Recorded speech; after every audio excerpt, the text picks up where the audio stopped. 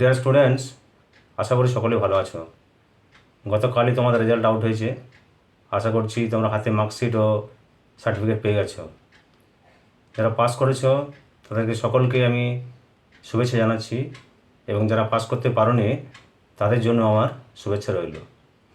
দেখো, কালকে মার্কশিট হাতে পাওয়ার পর তোমরা যারা ভাবছো যে এই নাম্বারে আমরা খুশি নই, তা একটি বিষয়, দুটি বিষয় বা 7টি বিষয়, যটি বিষয় হোক না কেন, যদি তোমরা তোমাদের নাম্বারে খুশি না হও তাহলে কি করবে, বা সেই নাম্বার বাড়ানোর কোনো উপায় আছে কি না। তাছাড়াও যারা অকৃতকার্য হয়েছ বা ফেল করেছো, অর্থাৎ পাস করতে পারোনি, তাদেরও আর কোনোভাবে কি পাস করার উপায় আছে? এই সমস্ত বিষয় জানতে হলে তোমরা ভিডিওটি স্কিপ না করে শেষ পর্যন্ত দেখবে। দেখো, বোর্ড থেকে দুটি বিষয় পিপিআর এবং পিপিএস তোমাদের সবার জন্য সুযোগ করে দেয়।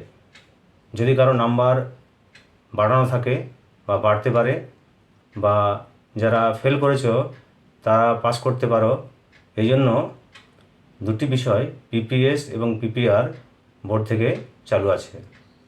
প্রথমে বলি পিপিএস বিষয়টি কী। পিপিএস হলো পোস্ট পাবলিকেশন স্ক্রুটিনি, যেটা আমরা সবসময় স্ক্রুটিনি বলে থাকি। এই স্ক্রুটিনি কারা করতে পারবে? এই স্ক্রুটিনি করতে পারবে যারা পাস করেছে তারাও পারবে, যারা পাস করতে পারোনি তারাও পারবে। স্ক্রুটিনি বিষয়টি কি? স্ক্রুটিনি বিষয়টি হলো তুমি যে যে বিষয়গুলির জন্য আবেদন করবে সেই বিষয়ের খাতাগুলি, যে নাম্বার তুমি পেয়েছো সেগুলি যোগ করে দেখা হবে। যদি মাঝের কোনো পাতায় নাম্বার দিতে বাদ পড়ে গেছে বা ডবল পেজ পাল্টে গেছে, সেক্ষেত্রে ওই পেজগুলিতে তোমাদেরকে পুনরায় নাম্বার দেওয়া হবে।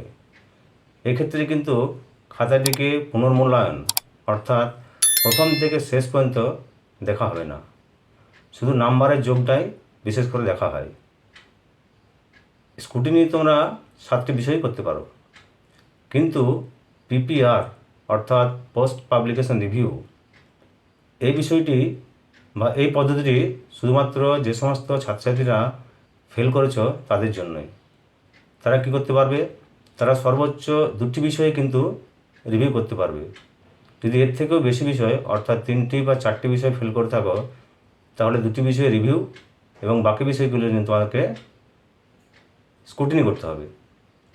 তাই যারা ফেল করেছো তাদের জন্য 2টি অপশানে খোলা আছে, পিপিএস এবং পিপিআর। কিন্তু যারা পাস করেছো তারা অবশ্যই পিপিআর করতে পারবে না।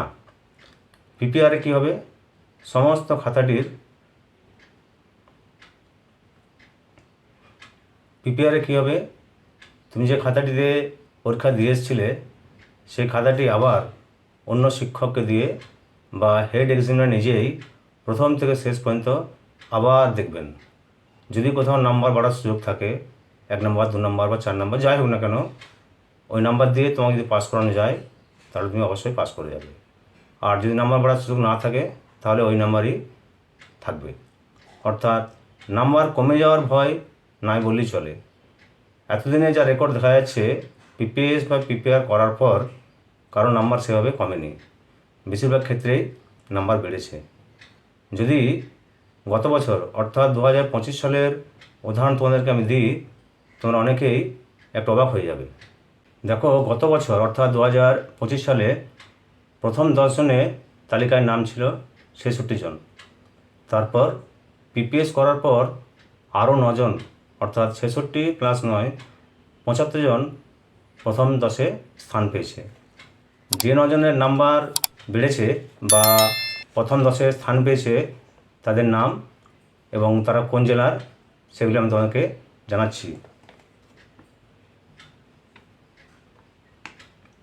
অঙ্কন মণ্ডল বাঁকুড়া থেকে নতুন করে 7ম স্থান জায়গা পেয়েছে।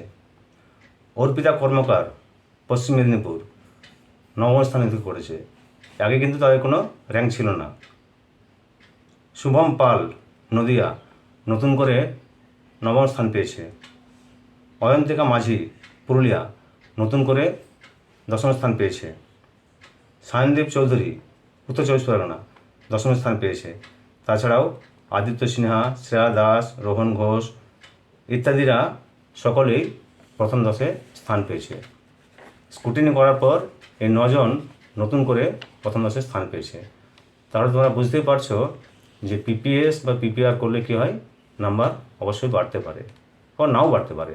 তো বেশিরভাগ ক্ষেত্রে নাম্বার বাড়ে কিন্তু কমে না। পিপিএস এবং পিপিআর করার পরেও তোমরা যদি তোমাদের নাম্বারে সন্তুষ্ট না হয়, তারপরের ধাপটি হলো আরটিআই, অর্থাৎ রাইট টু ইনফরমেশন অ্যাক্ট। এক্ষেত্রে তোমরা কীভাবে নির্দিষ্ট বয়ানে আবেদন করবে, নির্দিষ্ট ফিস দিয়ে। তোমার যে খাতাটি তুমি পরীক্ষা দিয়েছিলে বা যটি খাতা তুমি আরটিআই করতে চাইবে, সেই খাতাগুলি জেরক্স কপি তোমার হাতে তুলে দেওয়া হবে। তুমি বাড়িতে এসে তোমার শিক্ষককে সেই খাতাগুলি দেখাবে। যদি কোনো জায়গায় নাম্বার বাড়ার থাকে তাহলে পরে আবার তোমাকে বোর্ডকে জানাতে হবে নতুনভাবে, তাহলে কিন্তু তোমার নাম্বার আবার বেড়ে যোগ হবে। এই হলো আরটিআই। তাহলে পিপিএস বা পিপিআর করাতে চাইলে তোমরা কিভাবে করাবে? খুবই সহজ পদ্ধতি।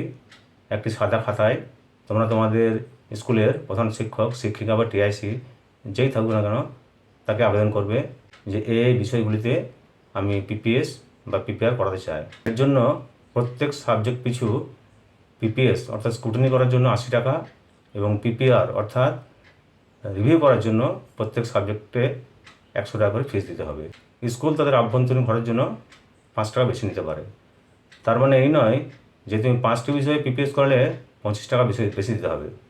5টি বিষয়ে স্ক্রুটিনি করালেও তোমাকে 5 টাকা বেশি দিতে হতে পারে, আবার 2টি বিষয়ে করলেও ওই 5 টাকা বেশি দিতে পারে। অনেক স্কুলে আবার নাও দিতে হতে পারে। যাই হোক, মূল ফিস স্ক্রুটিনির জন্য 80 টাকা এবং রিভিউর জন্য 100 টাকা। এই ছিল আজকের আপডেট। যদি তোমাদের ভিডিওটি ভালো লাগে তাহলে লাইক করবে। তোমাদের যে কোনো প্রশ্নের জন্য কমেন্ট বক্সে লিখে জানাবে। আর এই ধরনের গুরুত্বপূর্ণ আপডেট পাওয়ার জন্য আমার চ্যানেলটিকে অবশ্যই সাবস্ক্রাইব করে রাখবে।